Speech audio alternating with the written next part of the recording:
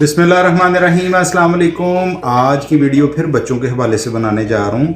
बच्चे को अगर 8-10 साल की एज में ग्लासेस लग जाती हैं नज़र कमज़ोर होने की वजह से, तो आप पे फ़र्ज़ है कि उसको हर 2 महीने बाद चेकअप ज़रूर करवाएं उसका, क्योंकि 20 साल की उम्र तक ग्लासेस का नंबर कभी अप एंड डाउन चलता रहेगा। उसमें कभी नंबर बढ़ जाएगा, कभी कम हो जाता है, कभी बढ़ जाता है, कभी कम हो जाता है। तो ऐसी कंडीशन के अंदर हर 2 महीने बाद जब आप उसका नंबर चेक करवाते रहेंगे तो उसमें जो कमी बेशी होगी वो दूर कर दी जाएगी। अदरवाइज नंबर गलत लगाने की वजह से आँख के पीछे सोजिश भी हो सकती है। और अक्सर पेरेंट्स ये बात आके ज़रूर पूछते हैं कि हमारे बच्चे की ऐनक कब उतरेगी।